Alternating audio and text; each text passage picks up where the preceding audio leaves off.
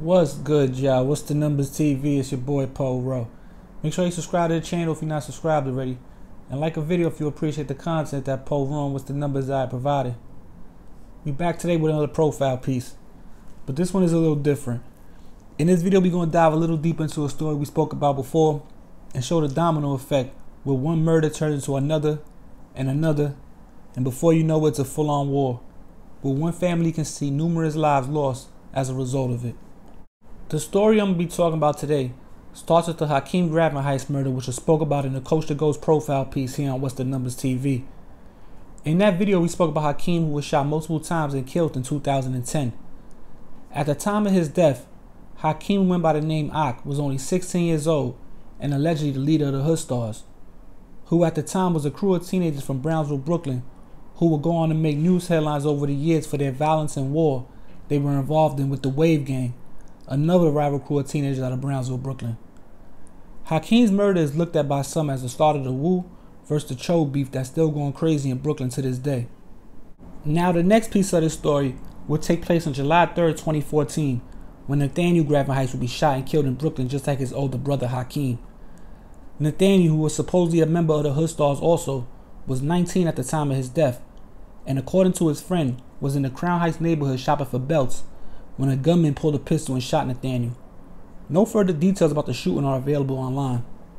The killing of Nathaniel leads us to the last part of the story, when his younger brother Clayton Gravenhise would go on a revenge spree for his older brother.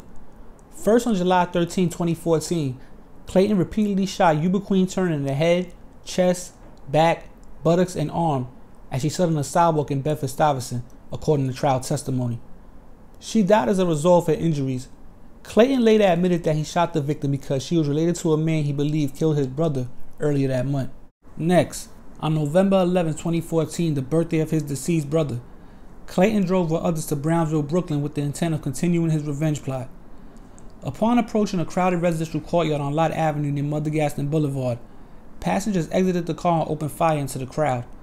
A 32-year-old man was struck in the back and survived his injuries, but the bullet still remains lodged in his body. According to trial testimony, Clayton was apprehended fleeing the Brownsville courtyard shooting after engaging police officers, first in a vehicle pursuit and then on a foot chase until he was caught.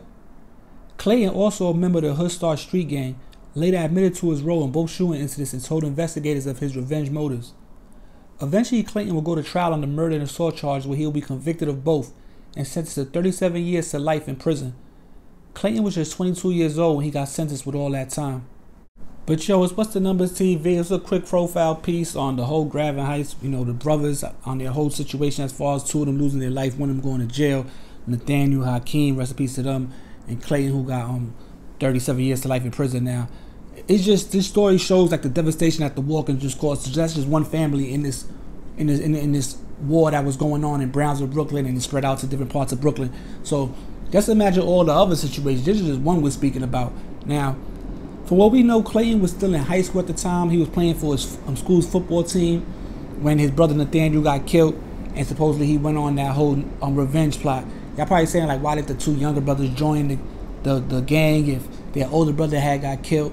Now, if you're growing up in a neighborhood and your older brother's in the gang, he gets killed, the other people in the gang is going to show the younger brothers of one of their fallen shoulders more, especially if he's a member of some type of, clout or rank or a lot of people look up to or, say this got love for. They're going to show the younger brothers, that same love, even more so. So they might get drawn into the gang. Plus, they're from that neighborhood. There's gangs in different areas that might not be cool where they're from. So they join gangs. This is just a situation that a lot of kids are facing when they're, born in these neighborhoods. Now, he was probably close to his other brother Nathaniel after they both was younger when they lost their first brother. Now, they might have had PTSD from that, or just from living in the neighborhood. You don't know what was going on as far as like within their minds, seeing all this violence and losing brothers and people that's right in their immediate family. So it's like you waking up one day, your brother's no longer there. Now it's just you and your other brother. Y'all close. Y'all making sure, we got each other back forever. Now you wake up one day, your closest brother that was with you every day, he's not there no more. And it kind of supposedly made them, go on a revenge plot now. I'm not saying it's right. I'm not saying it's wrong. I'm just showing y'all the certain stories that's in these wars. People just look at the Woo versus the Choo, or they just look at Wave Gang versus Hood Stars, and that's where it's supposed to get started from, or Blood versus Crip. You know what I'm saying? And they looking like, oh, it's just people getting killed, or he got killed, how many bodies he got, how many, but you don't understand a lot of devastation that it caused, you know, within that family. Like the mother lost three of her kids. All 3 of her sons is gone. So, you know, just think about that. And this is just everywhere. This ain't just New York City or Brownsville, it's Chicago, this is down south, you know what I'm saying, this out west, this is everywhere, you know what I'm saying, Chicago, Atlanta, LA, this happening all over. And then that's just Texas, these are happening all these places, people just losing their life, Louisiana, you understand? So think about the stories that's really entwined with some of these wars, and that's what's going on. So I just wanted to bring this one out rather than just be a profile piece on Clayton or Nathaniel or Hakeem.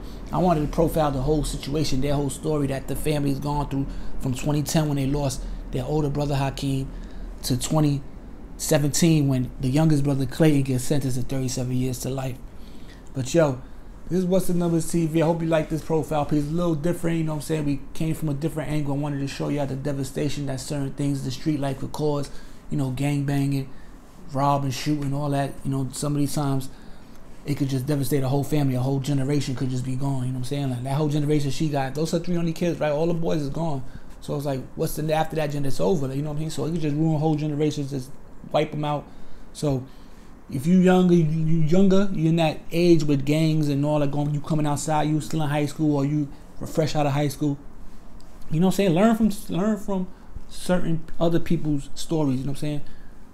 Try to learn from that, so when you, if anything happens to you that's kind of similar, you already got an idea. Maybe you might know what to do, or you might have an idea what to do, or you might be smart enough to just, you know, curve that whole situation and, you know what I'm saying, live your best life. But yo, like I said, I ain't trying to ramble too long, man. It's What's the Numbers TV. It's your boy Paul Rowe.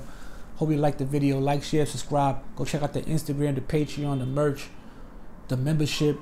Email me if you got some business. And we back before you know it, man. We out of here. Peace.